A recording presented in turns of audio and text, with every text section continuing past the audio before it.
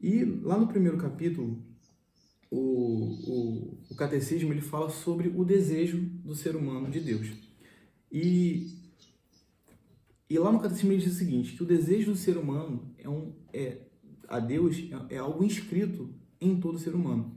E isso por si só,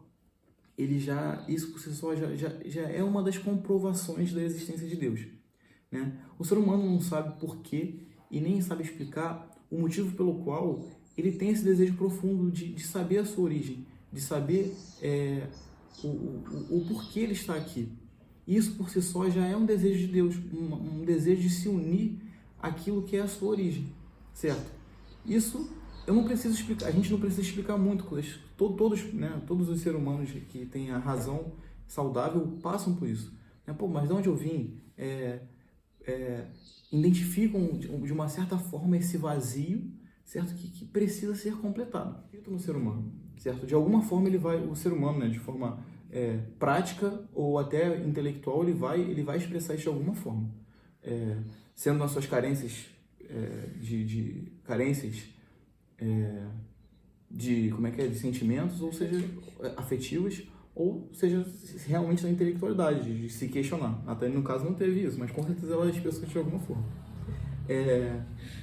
E aí entra num ponto que eu achei interessante do catecismo, que ele fala assim: a razão mais sublime da dignidade humana consiste na sua vocação à comunhão com Deus. E essa questão do desejo de Deus, ele não para só no desejo, né? Ele vai além, ele transcende a comunhão. O ser humano, ele não quer apenas conhecer Deus, mas ele quer estar junto. Ele quer completar esse vazio que ele sente, certo? Com alguma coisa, certo? E o catecismo da Igreja Católica deixa bem claro que na verdade, esse vazio ele só pode ser completado com Deus, certo? Essa comunhão do ser humano, essa necessidade de comunhão com Deus. Vamos lá. E por isso, a gente afirma que o ser humano é um ser religioso. Ou seja, o que é religião? O que é religião, né? Eu já expliquei algumas vezes. Religião, ele vem do latim religare, né? Aquilo que liga a Deus. Então, por isso que o ser humano é um ser religioso. Beleza. Aí ele fala, Deus não está longe de cada um de nós. É nele que vivemos, nos movemos e existimos. Ou seja, essa percepção nos mostra que realmente Deus não está longe. Ele está perto, ele está muito íntimo. É muito inscrito essa realidade. Só que o interessante é que isso pode ser esquecido de alguma forma, certo? Você pode sentir esse desejo, mas você pode, como a Tânia disse aqui, de alguma forma esquecer. Talvez por indiferentismo ou por ignorância, por não saber e nem buscar saber sobre aquela existência, certo? Por revolta. Aqui o catecismo ele fala alguns tópicos, né? Eu achei um deles mais interessante, mas é que revolta contra o mal existente no mundo, esse é o mais frequente, certo? Aí a ignorância ou indiferença religiosa, as preocupações do mundo e das riquezas, o mau exemplo dos crentes. Cara, eu achei a parte do mau exemplo dos crentes essencial. Por quê?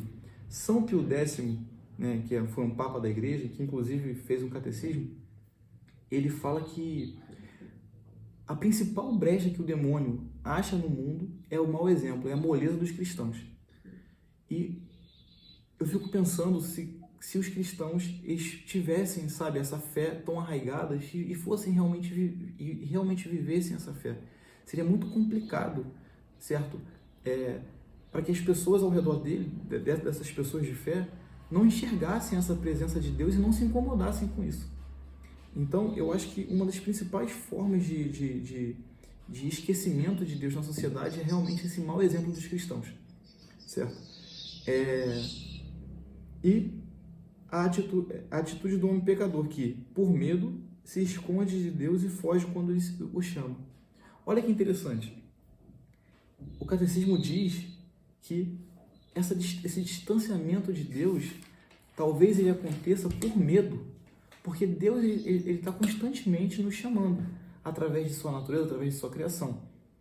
E o ser humano, por medo de se abrir a essa realidade, essa verdade, que essa verdade que incomoda, ele se esconde, certo? Ele se esconde, olha que engraçado, ele se esconde daquele que o criou, daquele que o conhece intimamente.